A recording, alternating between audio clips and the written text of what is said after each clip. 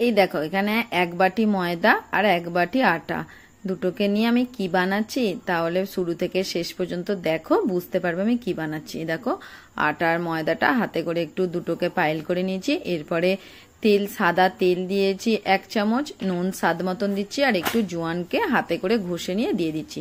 দিয়ে আবার শুকনো ময়দার সঙ্গে ভালো করে একটু পাইল করে নিচ্ছি।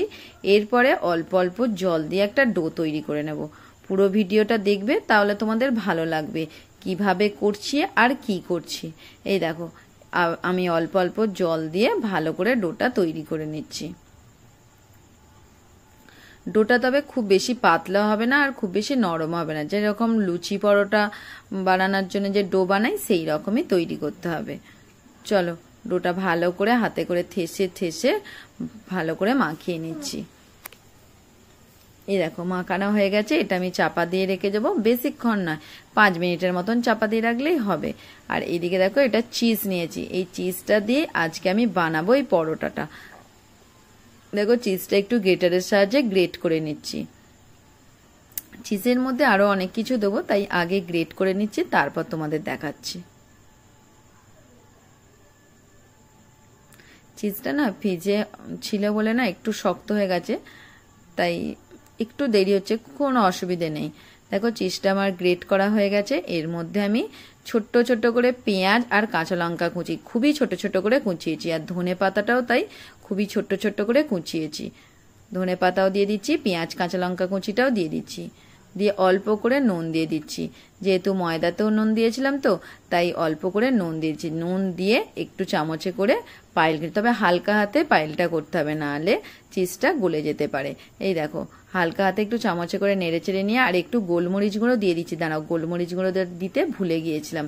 গোলমরিচ গুঁড়োটাও দিয়ে চামচে করে একটু 2-1 বার নেড়ে চেড়ে সাইডে রেখে দিচ্ছি। এবার আমি ডোটাকে রুটির থেকে একটু বড় সাইজের লেচি করব। একবারে ছোট ছোট করলে অসুবিধা হবে, তাই রুটির থেকে একটু বড় সাইজের লেচিগুলো করেছি। হাতে করে একটু ঘুরিয়ে নিচ্ছি। তারপর আমি কিভাবে বানাচ্ছি এই পরোটাগুলো সেটাও তোমরা দেখো। দেখো হাতে করে একটু ঘোরানো হয়ে গেছে। আর আমি ময়দা দিয়েই মানে রুটিটা তৈরি করব। দেখো প্রথমে আমি একটু বড় সাইজের রুটিটা তৈরি করে নেবো, ছোট করে করলে তাহলে হবে না পরোটাটা, তাই একটু বড় সাইজের রুটিটা তৈরি করে নিচ্ছি। তোমরা বাড়িতে এটা রাত্রিরে রুটি না করে এইভাবে পরোটা তৈরি করতে পারো, খেতে খুবই ভালো লাগবে। এই দেখো একটু বড় সাইজের তৈরি করে নিয়েছি। আর মাঝখানে যে চিজের যে পুরটা করেছিলাম সেটা মাঝখানে দেবো। দাঁড়াও, তার আগে একটু ভালো করে বড় করে বেলে নিই। দেখো বড় করে বেলা হয়ে গেছে। এরপর আমি এই চামচে করেই মাঝখানে পুরটা দিচ্ছি। আর দেখো কিভাবে মুড়ছি, এই ওপর দিয়ে একটা সাইড দিয়ে মুড়ে দিচ্ছি, আবার তার উল্টো দিকেও আবার এইভাবে দিচ্ছি। এরপরে দুদিকটা সাইড দিচ্ছি, মানে চৌকো করে দিচ্ছি। এইভাবে করলে নয় তাহলে পুরটা বেরিয়ে যাবার সম্ভাবনা থাকবে না। তাই এবার আমি পুরটা তৈরি করে ভালো করে চৌকো করে নিয়েছি। এরপর আবার ময়দা গুঁড়ো দিয়ে চৌকো করেই বেলে নেব। আর আস্তে আস্তে বেলতে হবে, জোরে বেলতে গেলে নয় তখন পুরটা বেরিয়ে যাবে। দেখো এইভাবে আস্তে আস্তে বেলে নিতে হবে।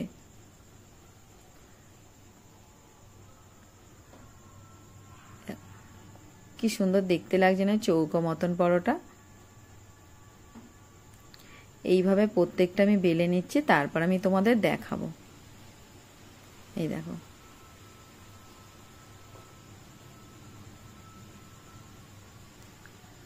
প্রত্যেকটা বেলা হয়ে গেছে। আর এদিকে ফ্রাইং প্যান আগে থেকে গরম করতে দিয়েছিলাম, ফ্রাইং প্যানের মধ্যে দিয়ে দিচ্ছি। একবার উল্টে দেবার পরে তারপরে সাদা তেল দিয়ে উল্টে পাল্টে ভালো করে ভেজে নিতে হবে। কি কেমন লাগলো আজকের এই চিজ পরোটা? যদি তোমাদের ভালো লাগে অবশ্যই লাইক কমেন্ট করবে। তোমরা একবার বাড়িতে তৈরি করবে, তারপরে আমাকে লাইক কমেন্টটা করে জানাবে।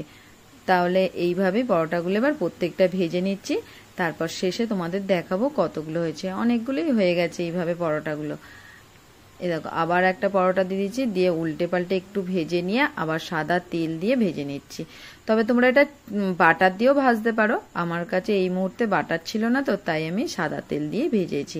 বাটার দিয়ে ভাজলেও ভালো লাগবে বাচ্চাদের, তবে এটা বাচ্চাদের স্কুল টিফিনেও দিতে পারো কিংবা বড়দের কলেজের টিফিনেও দিতে পারো। দেখো এইভাবে প্রত্যেকটা পরোটাগুলো ভাজা হয়ে গেছে। আজ তাহলে আসি, আবার পরের কোনো রেসিপিতে তোমাদের সঙ্গে দেখা হবে। ভালো থেকো, সুস্থ থেকো, টাটা, বাই বাই।